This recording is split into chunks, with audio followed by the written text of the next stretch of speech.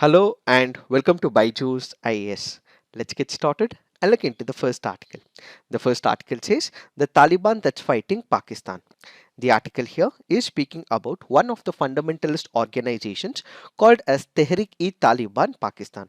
This happens to be a homegrown militant extremist organization based in Pakistan and also has another name called as Pakistan Taliban.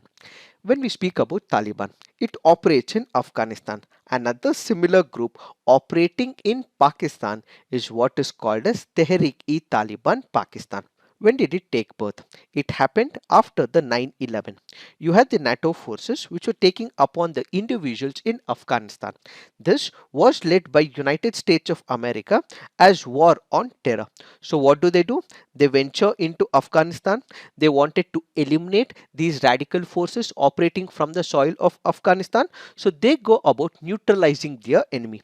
During this particular process in Afghanistan, some of the individuals from these radical outfits wanted to have a safe haven.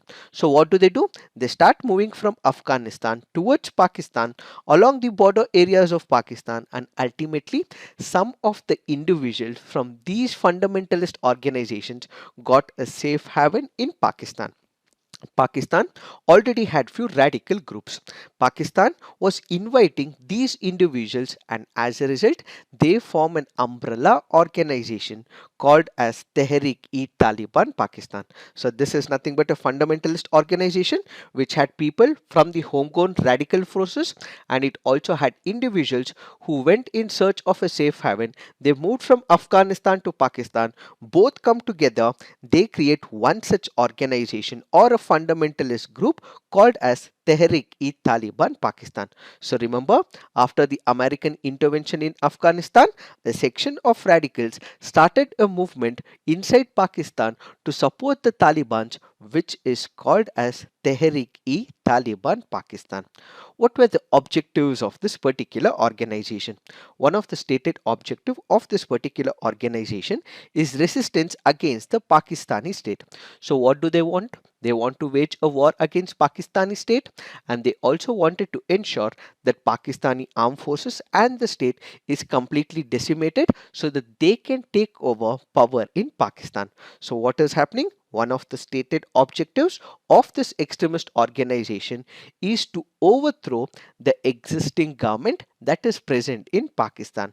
So the TTP depends on the border areas, depends on those people who come from Afghanistan and those who have an ideological inclination towards this fundamentalist organization. Because it has backing from the multiple forces, they wanted to ensure they dethrone the government that is present in the state of Pakistan. Some of the attacks that this fundamental organization goes back to the year 2007, where they were involved in the assassination of former Pakistan Prime Minister Benazir Bhutto. There were allegations that it was this organization which happened to kill or assassinate former Prime Minister Benazir Bhutto, but they were not able to prove because of lack of evidence. But these allegations are true, say many of the political thinkers. Added to this, if we go back to the year 2014, we had the Peshawar school massacre as well. This particular group claimed the responsibility for this particular attack in the northwestern city of Peshawar, where it killed as many as 140 people and about 132 were children. Such is the state of affairs that this particular institute or the radical force has been claiming to. Why are we discussing this? That is because we recently have this particular organization which has gone ahead and said that the ceasefire mediated by the Afghan Taliban will no more hold good, and Pakistan will have to face the repercussions by this particular organization. So the ceasefire that had existed between the Pakistani government and this extremist organization will not hold good in the near future, says this extremist organization. So the ceasefire will not hold good, and as a result, Pakistan may face consequences in the near future. They have seen what happened in 2004.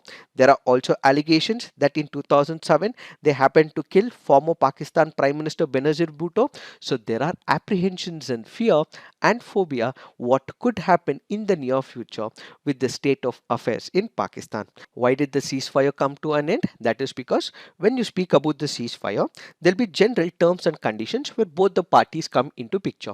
So you have one party where you have Tehreek-e-Taliban Pakistan. You also have the Pakistan government. They enter into a consensus. They have mutual terms and conditions. When certain terms and conditions are violated, that is when ceasefire will immediately get neutralized. In this particular case, the TTP accuses that the security forces of Pakistan went ahead violating the cease agreement. Why? Because it says that Pakistani government security forces happened to kill its forces, that is the extremist organization. Apart from this, it also says Pakistan has not been meeting to the terms and conditions of this particular agreement, and it has failed to release its fighters as part of the ceasefire agreement.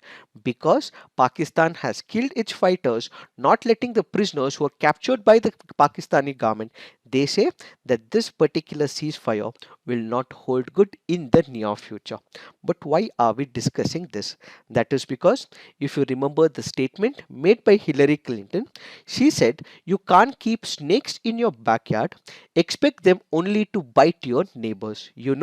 Eventually those snakes are going to turn on whoever has them in the backyard, which means to say Pakistan has an analogy where it wants to make India bleed through thousand cuts.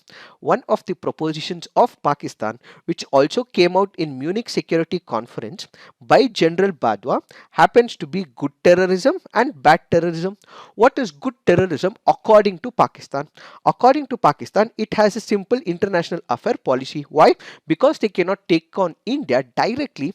They have this proposition that they want to make India bleed through thousand cuts, which is where they bring an idea of what is called as good terrorism. So good terrorism according to Pakistan means that if it is fighting against its enemies, then it is good terrorism. But what is bad terrorism? According to Pakistan, bad terrorism means where Pakistan gets hunted, where Pakistan's people get killed by an extremist organization.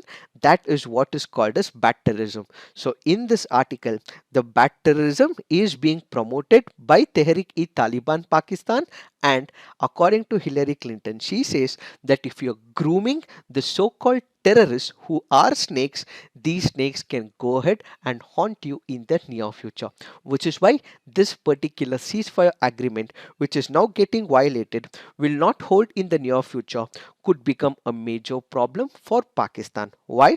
That is because there are some concerns for Pakistan. This particular terrorist organization, Tehreek-e-Taliban Pakistan, says that it wants to make Pakistan part of Emirate of Afghanistan, led by Taliban of Kabul, and that it is not part of Pakistan. What was the original objective? The objective was to overthrow the government, and now they go on to say that this Pakistan as a state will be merged with the Emirate of Afghanistan. If this happens, there will be a friction, fight, tussle between these two forces, and ultimately this can result in human right violations, this can result in refugee crisis, this can lead to loss of life, and ultimately Pakistan will have a chaos like atmosphere. And that means that this whole idea of good terrorism and bad terrorism does not work, but Pakistan is bound to suffer because of terrorism as a whole.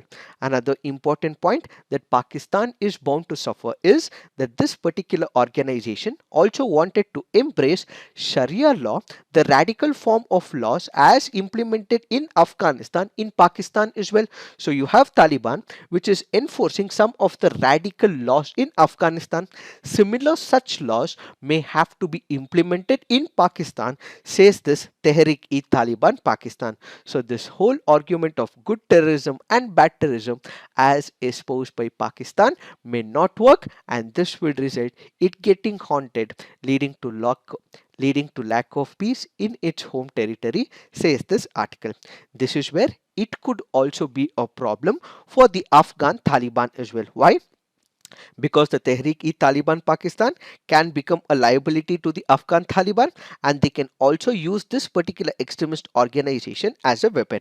How is that it is becoming a liability? When it comes to Afghanistan Taliban, it is looking for the global legitimacy. It is also seeking some assistance from the ISI and also from Pakistan as well.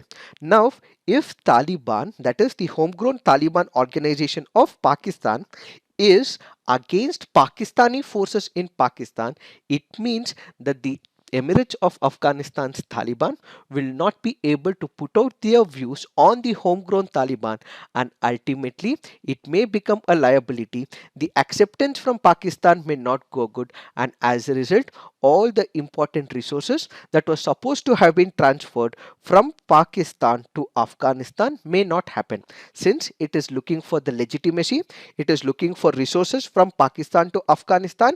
If Tehreek-e-Taliban Pakistan becomes a liability to Pakistan, then the resources may not go from Pakistan to Afghanistan. That is how it will become a liability. Now, how is it going to become a weapon? What if there is a preconceived agreement between Afghanistan and Pakistan? When Pakistan fails to give these resources to Afghanistan, in such a case, they can make use of this extremist organization as a trump card for Afghanistan as well. So they might ask this organization to go against the state, and this Pakistan state may have to provide resources to the Afghanistan. So going forward, what we will see is that there will be peace and tranquility which will be disturbed, and Pakistan may have to face security challenges in Pakistan. It is this that we have to understand in reference to this article. But remember, this entire argument is about good terrorism and bad terrorism, which was espoused by General Bajwa, where in the Munich Security Conference.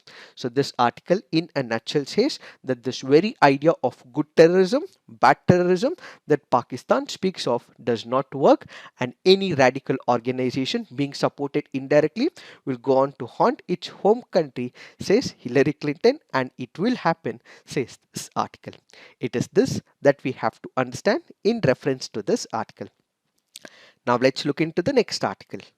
This article is speaking about the Donbas conflict. We did discuss about the Donbas conflict in our daily quiz videos, but let's try and understand the larger picture. We will also see what will be the geopolitical ramifications with respect to this incident. Where is Donbas?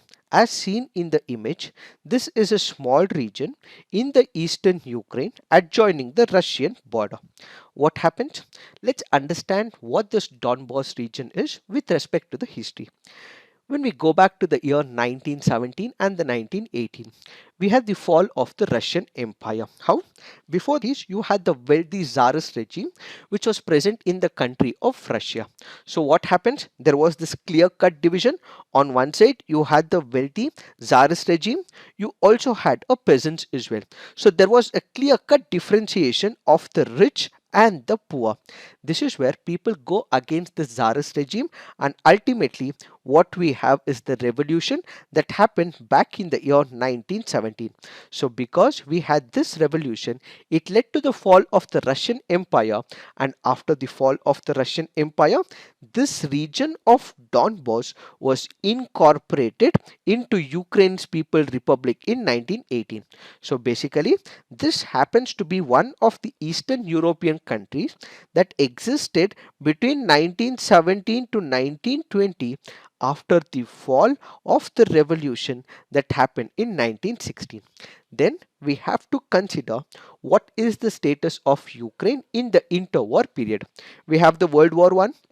We also had the Russian Revolution of 1917.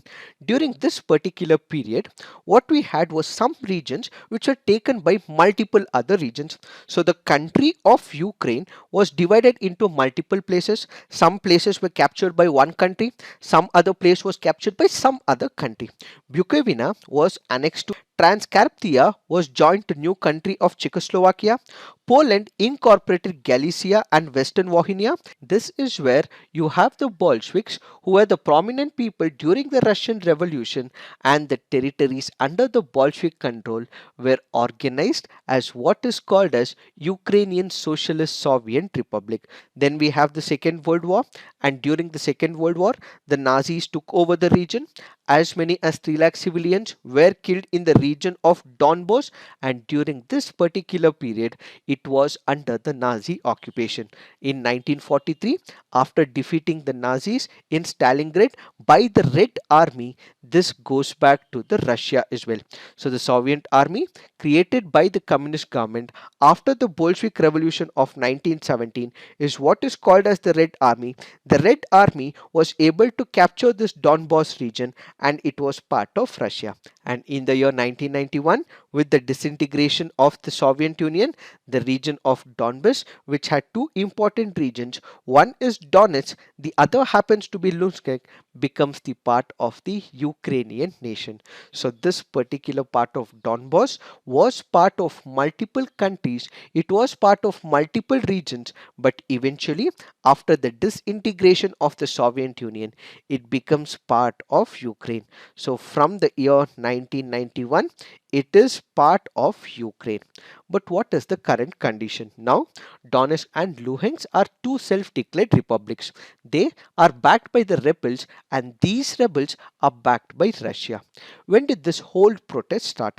What was the origination of this Donbass region conflict? We have to go back to the year 2013, where we had the Euromaidan protest. What is this Euromaidan protest? Back then, there was the president of Ukraine. His name was Viktor. He did not want to join or be part of the European Union. Because he did not want to be part of the European Union and did not choose to sign some of the agreements with the European Union, people were not happy with the president Viktor. So what do? They go against the president. This particular protest that was taken against the president back in 2013 happens to be Euromaidan protest. What was this protest all about? This is because the president did not sign the agreement with the European Union. He did not want to establish closer relationship with the European Union, and this was also the rejection of the post-Soviet politics, which was filled with corruption and nepotism.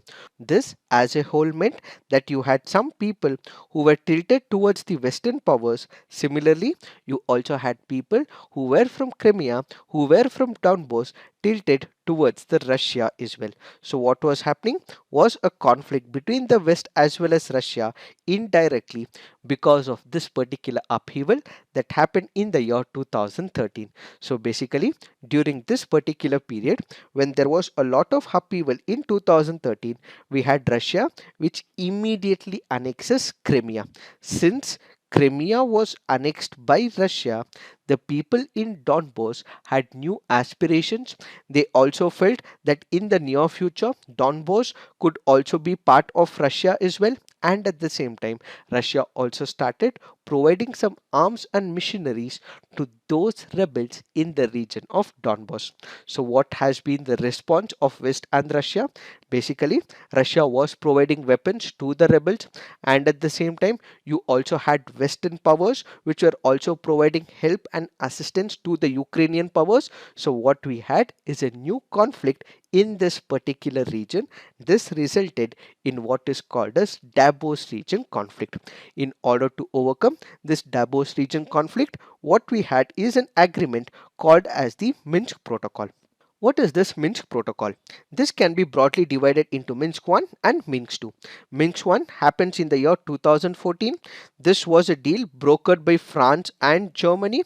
This was not a successful attempt. Basically, this was an agreement to bring an end to the war in Donbass region, but it was not successful.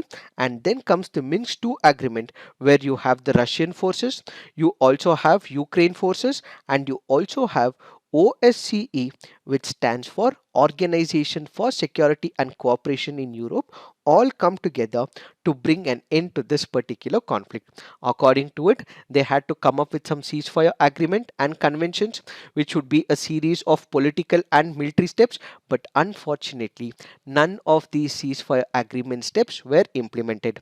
Some of them included withdrawal of heavy weapons by both the sides, a pardon and amnesty for people involved in fighting, an exchange of hostages and prisoners, and finally constitutional reforms in Ukraine, including the decentralization of power to the people in this particular region. So basically, all this were supposed to be implemented, but during this particular period, it was not implemented. As a result, what we have is this Donbas region conflict continuing to haunt Ukraine along the border areas of Russia.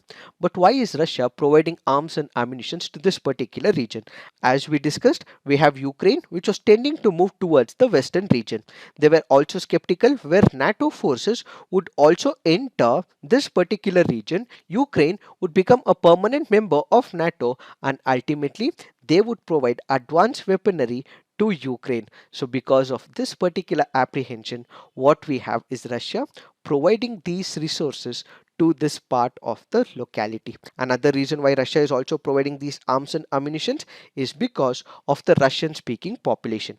The Russian speaking population or the minorities in this particular region, they are the largest language minorities. In order to protect them and in order to protect these minorities, Russia is supporting these rebels in this region.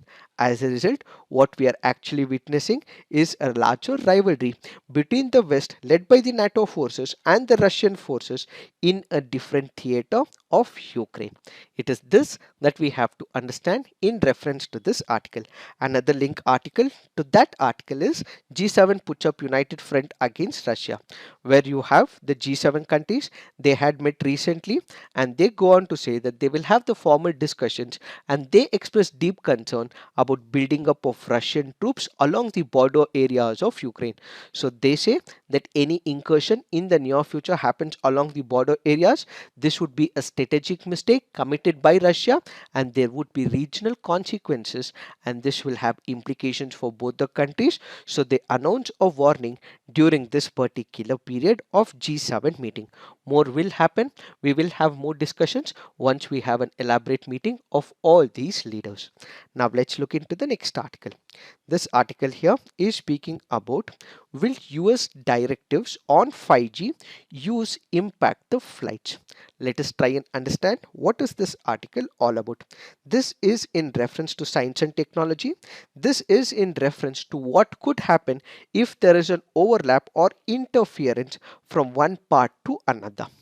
When you go back to when the mobile technology came into picture, when the digital mobile phone technology was first introduced in the United States of America, you had electric wheelchairs which began to behave in an unpredictable manner. Why? Because there was an overlap of signals between the electric wheelchairs as well as the mobile phone technology. So what was happening? The frequencies that were present in the mobile technology were overlapping with the electric wheelchairs. So what these wheelchairs reacted was in an unpredictable manner. In order to overcome this, simple shielding to provide the interference was undertaken by the electric wheelchair companies. Then you have something called as the pacemakers. What are these pacemakers? These are the small devices that are planted in the chest. Why? So that it can control the heartbeat. These pacemakers also malfunction. Why? Because of the interference from the mobile technology. So what we actually see is that there is a lot of interference from the mobile technology, frequency overlap with these equipments that are already in place. Now we have the Federal Aviation Administration of the United States of America, which has also voiced concern where they say that frequency band of the 5G technology may have interference with the operations of the aircrafts. Let us try and understand what is this article all about. When it comes to the 5G technology, what are those? These are the cellular networks. They also make use of the radio waves to operate as well. Signals are sent from our smartphones and received back from the cell towers at particular frequencies. The type of signals that we receive on our 5G smartphones depends on the service provider. For example, in India, we have service providers like Airtel, we have have service providers like Jio, we have service providers like Vodafone. Similarly, United States of America also has service providers like Verizon. They also have service providers like AT&T as well. They operate in a particular frequency, and this particular frequency is what is called as the C-band frequency, that is in the range of 3.7 to 4.2 gigahertz. But this particular frequency where they operate to provide the 5G technology, where they operate to provide faster speeds, overlap with the radio altimeter frequencies from 4.2 to 4.4 gigahertz. Basically, these radio altimeters are the automated aircraft landing helpers, where when you have the pilot who is getting the aircraft down, when he has to land, it is the radio altimeters which help him to understand what is the distance between the aircraft and the landing place. So if there is the 5G technology introduced, it has a major overlap with the radio altimeters of the aircraft, and ultimately this can become a disaster in United States of America, says this article. So basically what is happening, the radio altimeters are nothing but it tells the pilots how close a plane is to the ground as it comes before the landing, and at the same time you have the C-band 5G that is being provided at this particular frequency. Since there is a overlap that we see, this can result in what is called as disaster for the aircraft carriers. So this article basically goes on to say that in the near future research will have to be conducted, and if this research holds good, or as we have seen, shielding can be done, so the shielding will have to take place, or if this is not done until and unless we have a successful program or a different frequency provided, such operations of 5G should not take place in United States of America, says this article. Will it be a problem in India? No. In India, we have the 5G technology which is being provided in 3.2 gigahertz to 3.6 gigahertz. So there is not much of frequency overlap or the interference. So we may not have much of repercussions. But in United States of America, since there is a overlap, this can result in disaster. So as a result, they are asking for more research to be done, or they want this research to be conducted in such a way that they have to ensure that there is no problems for the aircraft operations. If that is happening, then 5G implementation should be temporarily suspended so that 5G and aviation can coexist in a safe manner, is what is this article all about. Now let's look into the next article. This article here is speaking about some of the important factors from the preliminary examination point of view. The article here first speaks about WCCB. What does it stand for? It stands for Wildlife Crime Control Bureau. This happens to be a statutory body established by the Government of India under the Ministry of Environment, Forest and Climate Change. So remember, this can be very important from the preliminary examination point of view. Why? Because this happens to be a statutory body and it comes under the Ministry of Environment. It came into picture in the year 2007 and it was constituted by amendment to the Wildlife Protection Act of 1972. And where is it headquartered? It is headquartered in New Delhi. So remember, all these can be important from the preliminary examination point of view. What is the function of this particular organization? This is a multidisciplinary statutory body. It will have officials from Forest Department, Police Department, Customs officers, as well as similar such agencies to combat organized wildlife crime in India. It has conducted number of operations in the past. One happens to be Operation Save Kurma from December 2016 to January 2017 to focus on poaching, transportation and illegal trade of live turtles and tortoises. Then we have Operation Turtle Shield 1. Then we have Operation Turtle Shield 2, which was taken up to tackle illegal trade of live turtles. Then we have Operation Soft Gold, which was undertaken from October 2008 up until March 2019 to stop illegal trade in Shahatosh shawls. These are some of the measures taken by this organization so that they can bring an end to the illegal trade in India. Now let's look into the next article. This article here is speaking about Very Large Telescope. The Very Large Telescope is based in Chile and it is operated by European Southern Observatory. So remember, it is one of the telescope facilities which is operated by European Southern Observatory, which happens to be an intergovernmental research organization which has more than 16 countries making up for the contributions. How does it work? It has about four main telescopes.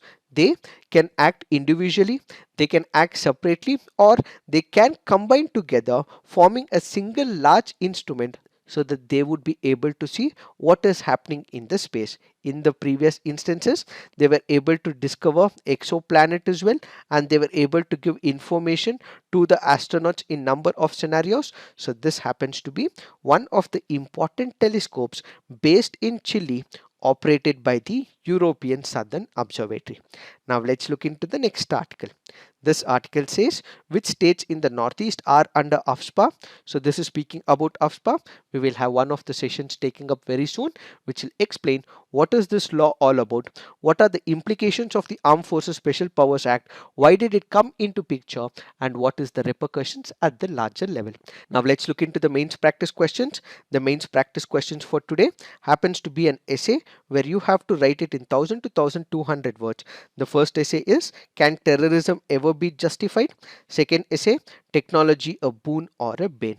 So please write all your essays on the comment section. You can come to our website and put in your answers as well. You can upload your image as well, and do give positive feedback to your friends' answers. So this is it for today. Thank you for watching. All the best.